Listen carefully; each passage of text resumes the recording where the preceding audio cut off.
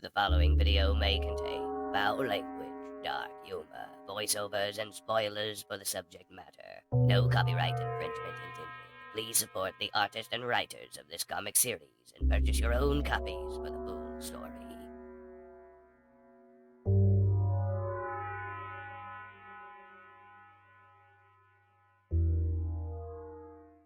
Greetings, wicked peoples.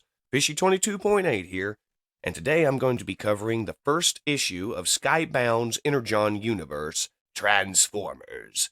Written and drawn by Daniel Warren Johnson, colored by Mike Spencer.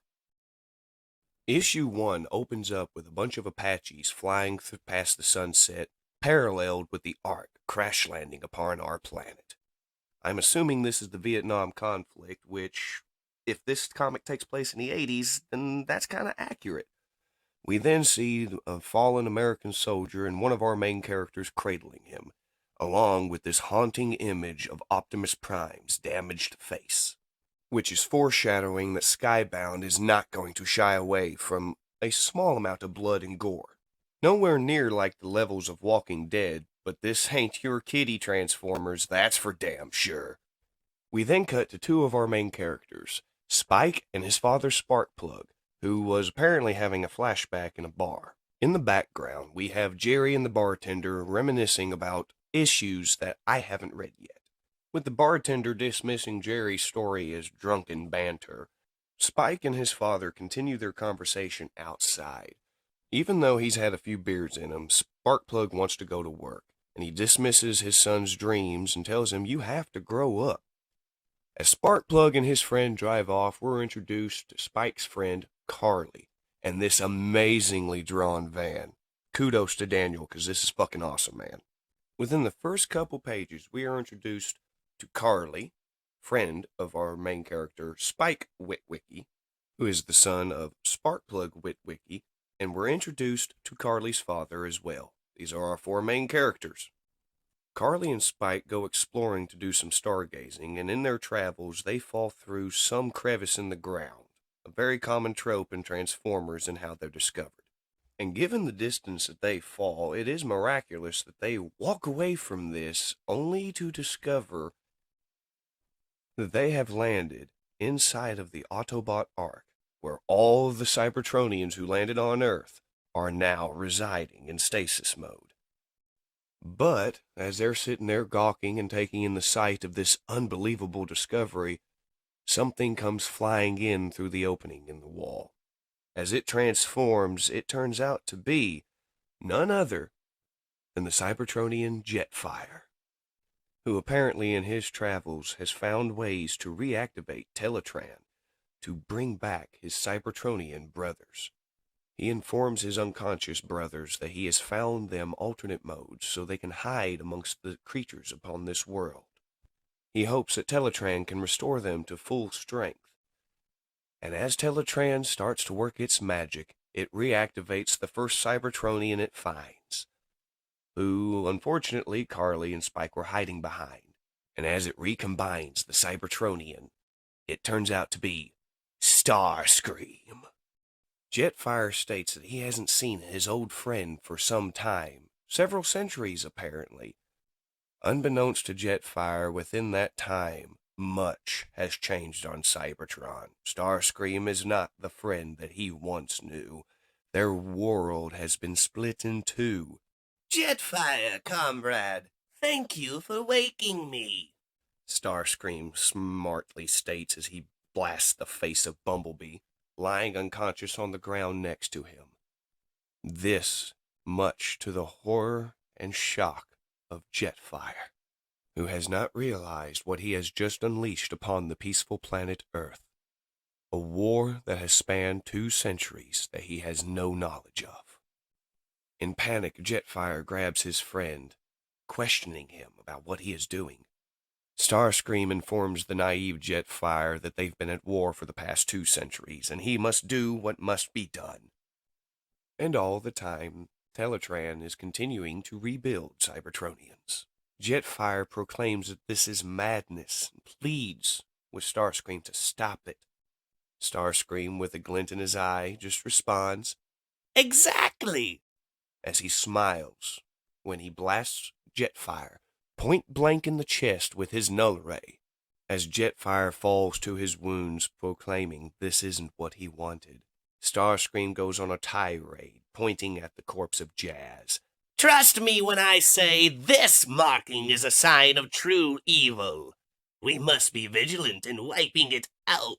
He points his null ray at the face of Jazz, just as he did with Bumblebee, when suddenly he is grabbed by a reawakened Cybertronian, which turns out to be none other than Optimus Prime, who clotheslines Starscream and then proceeds to body slam him down to the ground. And it is this moment Carly and Spike decide to run, being noticed by Optimus Prime. As in shock, Spike introduces himself while Starscream proceeds to open fire upon them. While he's screaming obscenities at the Autobot and the humans, Ratchet comes out of nowhere and kicks Starscream in the back, knocking him down. Unfortunately, it turns out Ratchet's not the only one who has reawakened. Now Skywarp joins the battle. Now evenly matched but outgunned, the Autobots and humans take cover. Quick on his feet, Optimus realizes that his alternate mode comes with a trailer and commands Ratchet to load as many troops as he can inside of it, as he goes for his blaster to give them cover. Soundwave at this time is reawakened. Extermination protocol active. He targets Optimus Prime and opens fire, just barely missing the Autobot leader, but knocking him down and taking him off of his feet. Nearly completely engulfed in flames as he's recovering, Optimus Prime finally sees the carnage that had preluded his awakening. Bumblebee's faceless corpse. Bumblebee? Oh no. Oh no. Taking advantage of Optimus Prime mourning one of his troops in the middle of combat, Starscream grapples Optimus Prime and proceeds to scream at Soundwave to help him. Soundwave bolsters the Decepticons' forces by deploying Ravage. It is in this moment that Spike realizes he needs to help Optimus Prime. Against Carly's better wishes of saying we don't know what side they're on, they both push Optimus Prime's Ion Blaster into his grip. Taking hold of his Ion Blaster, Optimus Prime pivots underneath Starscream to blast Ravage, and then promptly throws Starscream off. Skywarp comes out of nowhere with a killing blow. Optimus barely avoids it. Optimus realizes they're in a no-win situation and does the unthinkable. I'm sorry, Teletran. We are outnumbered and outgunned. As Teletran continues to rebuild Cybertronians, Reflector and Thundercracker start to rise. I have no choice! Optimus screams as he blasts Teletran. Starscream shrieks as he realizes his army is no longer being reformed, and Ratchet watches his best hope to revive the Autobots go up in flames. Starscream, in all his rashness, yells at Soundwave and Skywarp to give chase as Optimus and Ratchet flee. Soundwave and Thundercracker complain about their energy reserves being low. Optimus and Ratchet, with the humans in tow, flee the Ark, and, understandably, Spike and Carly are terrified at, well, this whole ordeal. But unfortunately, they're not out of the woods yet as Skywarp and Starscream give chase from the air, Starscream letting his full displeasure and opinion of the Autobots being known. We then cut to Jetfire recovering from his wounds. As he starts to regain his consciousness, he sees the fleeing Autobots before him. Jetfire takes to the skies to intercept the Seekers, damning Starscream for causing these actions. Starscream retorts with, "Die, traitor!" as he shoots his former friend yet again for the second time. Skywarp then transforms and starts to give up the chase with Starscream screaming at him in rage to carry on. They've almost exterminated the Autobots. Realizing that he himself is low in power, Starscream gives up the chase and threatens Optimus Prime to sleep with one eye open. As Optimus, Ratchet, the dying Jetfire, the damaged Autobots, and the two humans flee into the night. With the assistance of the humans, the Autobots rest in an old quarry for the time being. Jetfire lands, promptly transforms, as does Optimus Prime as he rushes over to aid Jetfire, whose wounds are fatal. Jetfire begs Optimus Prime for his forgiveness, for he did not know, and Prime, the gentle leader he is, consoles Jetfire as he dies. I remember the day that you left our home to find a way to save it. You were so young then. Much has changed since you left our planet. All for the worse. As Jetfire becomes one with the Allspark, Optimus Prime attempts to use the Matrix, only to be halted by Ratchet, who as a realist and medical officer informs Prime that the Matrix may be able to heal him, but it will not stop joining the Allspark. Despite Optimus Prime's best efforts to console Jetfire, Jetfire passes on into the Allspark, believing he failed to save Cybertron in any capacity.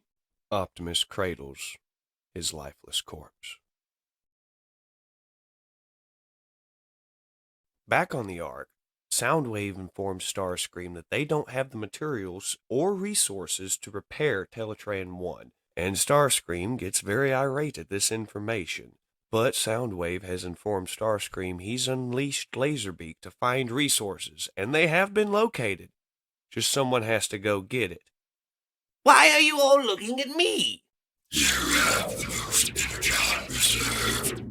Thus harvesting is up to you. It is what makes... Do not say his name. I am leader of the Decepticons now. The Seeker spits as he cuts off Soundwave. We then cut back to Sparkplug and Carly's dad, who we find out his name is Dave. Dave is going on about how he needs to lighten up on Spike. But this pisses off Sparkplug to a good degree. Sparkplug retorts, "You don't know what I've been through." Well, let's list it off real quick. You're a combat veteran with PTSD, you're a widower, and you lost your oldest son in a shuttle explosion. And now your youngest son is wanting to be an astronaut just like his brother. Yeah, I can see why you're kind of pissed off. As Sparkplug rips into his friend Dave, all of a sudden a horrendous crash interrupts their conversation as Starscream starts bitching and moaning. Go by yourself, they say. Do all the work, they say. Well, I'm tired too. I'm wounded too. And here I am having to do all this by myself. In a fit of panic, Dave runs for his truck, catching Starscream's attention as Sparkplug quietly slips back inside the door. Starscream curiously picks up Dave. Sparkplug stands inside the doorway, staring in abject horror as the giant mechanical jet picks up his best friend. Dave screams and pleads as Starscream's grip grows tighter and tighter. So squishy, Starscream amuses, as the sick and demented Seeker slowly tightens his grip to the point Dave explodes in a shower of gore. So pathetic, the evil Decepticon says with glee. And that concludes issue 1 of Skybound's Energon Universe Transformers. I highly encourage you to go out and buy a copy of this comic, whether it's a physical copy or a digital copy. It's a damn good read. You're going to enjoy it if you like good writing or giant robots like Transformers. I think Daniel has a good grasp of the characters of Optimus Prime and Starscream especially. I personally have enjoyed the pacing of it so far. It's not super rapid, but nor is it like a slog like the last run of IDW was. I hope you enjoyed me covering issue 1 of Skybound's Transformers, Wicked Peoples. If you did enjoy it, please like the video or comment on the video what was your favorite part of that issue that I covered. And, well, until next time, this is Fishy 22.8. Logging off, Wicked Peoples.